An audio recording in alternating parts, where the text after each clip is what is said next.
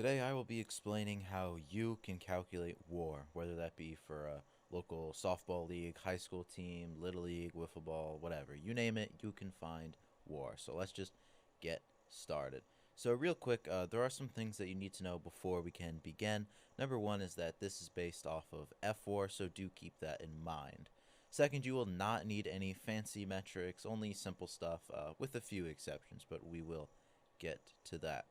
So for the specific player, you will need plate appearances, singles, doubles, triples, home runs, unintentional walks, hit by pitches, stolen bases, times caught stealing, double plays grounded into, GDP opportunities, man on first, less than 2 outs, sac flies, and the number of innings played at each position. For the league, you will need the number of innings per game, which is 9 or 7 or whatever, plate appearances, runs scored, innings pitched, total games, singles, walks, hit by pitches, intentional walks, stolen bases, times caught stealing, double plays grounded into, GDP opportunities, and the league's weighted on base average. Now, if you don't want to go through the trouble of finding GDP opportunities or league WOBA, they can be estimated, so don't worry about that. So, what is WAR? Wins above replacement. Duh. Everybody knows that. Right. So, what this looks like is the total number of runs created through batting, fielding, and base running, added with the number of runs a replacement level player would have accumulated, because this is wins above replacement, not wins above average. Then that must be divided by the number of wins that a player needs to accumulate before they can achieve one WAR. In this video, the terms that we will use are weighted runs above average, base running runs, positional adjustment runs, replacement level runs, and runs per win. So, joining me today is Juan Soto. He'll help me explain weighted runs above average. So what you have to do is find a player's WOBA, subtract it from the league WOBA, and then divide it by the WOBA scale. So what the WOBA scale does is it puts WOBA on the same scale as on base percentage. So an average WOBA equals an average on base. It makes it a lot easier to understand. So here is the equation for WOBA. And you might be asking, what are all of these different numbers in here? What do they mean? Why are unintentional walks multiplied by 0.69, hit by pitch 0.72? What the heck is up with that? Well, these are the weights of each outcome. And what they do is they make sure that, unlike on base percentage, every outcome has a different weight to it. So obviously home runs would be the most valuable. They're multiplied by 2. These weights do change from year to year. Along with the WOBA scale, that also changes, and they can be found on Fangraph's Guts page. These are the values for 2021, and Soto loves it.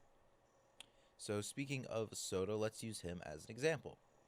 In 2021, he had 122 unintentional walks, 2 hit by pitches, 106 singles, 20 doubles, 2 triples, and 29 home runs. That gets divided by 502 at-bats, 122 walks, 2 hit by pitches, and 5 sac flies. That means that Soto had a .420 WOBA. So for 2021, the league WOBA was .314, and the WOBA scale was 1.209.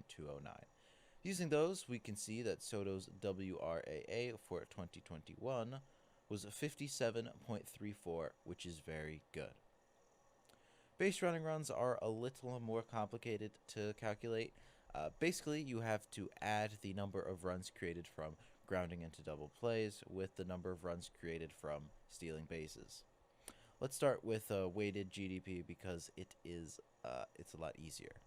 So take the total times ground into double plays from the league and then divide it by every at-bat with a runner on first and less than 2 outs across the league, so ground GDP opportunities. Then multiply it by the number of opportunities the player had to ground into a double play, and subtract the number of times they actually did ground into a double play. Lastly, take that and multiply it by the league's runs per out to get WGDP.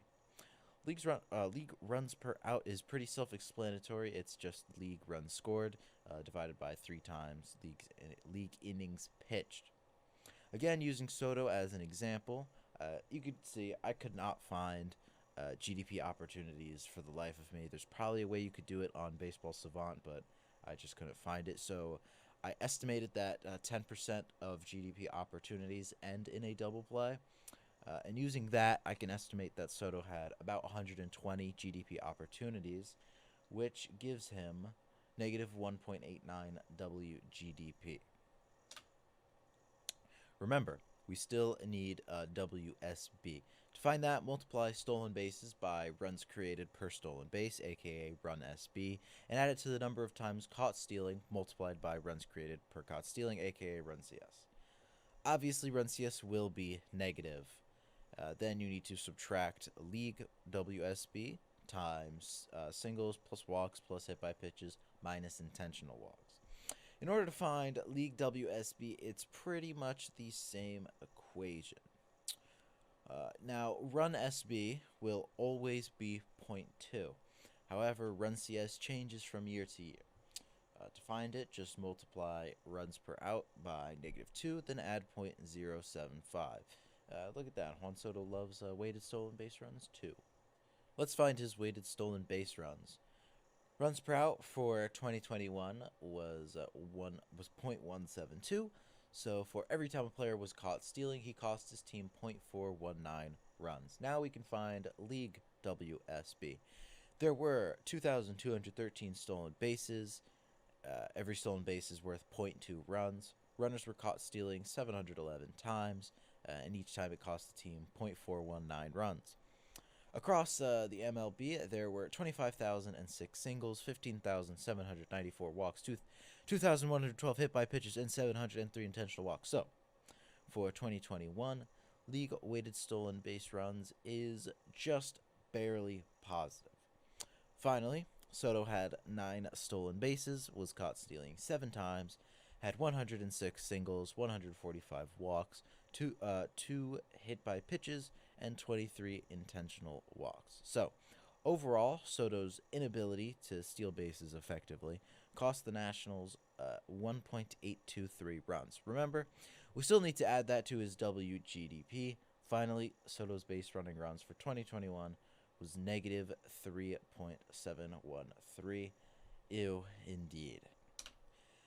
Now, calculating a player's defensive value is pretty much impossible without advanced metrics. To try to get around that, we assign a value to every position. As you can see here, catcher has a multiplier of 9, first base negative 9.5, second base 3, etc. This tries to balance all positions, as first basemen are expected to be better hitters than catchers, hence the negative multiplier. At the end, you will see that for a DH, plate appearances are used instead of innings. Then this gets divided by 1,350. Basically, what this means is for every 1,350 innings played at, say, catcher, 9 runs gets added to a player's WAR calculation. This equation looks complicated, but since most players generally stick to one position, it's actually surprisingly simple. Take Soto, for example, who played 1,226 innings. All of them were in right field, so he gets a -7 multiplier. This means that Soto gets negative 6.36 defensive runs.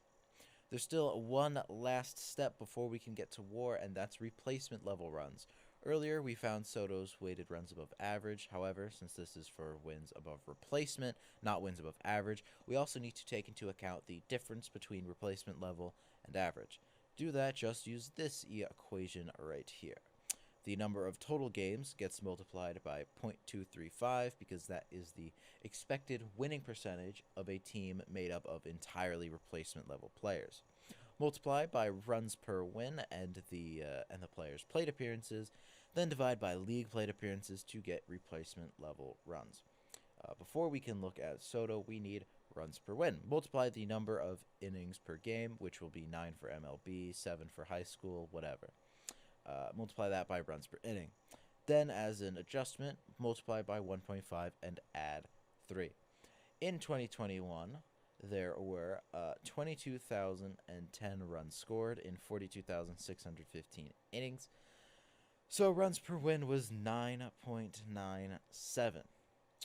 There were 2,429 games, or more specifically, 2,429 wins. Soto had 654 plate appearances out of 181,818 plate appearances across all of MLB. So, Soto gets 20.47 replacement level runs.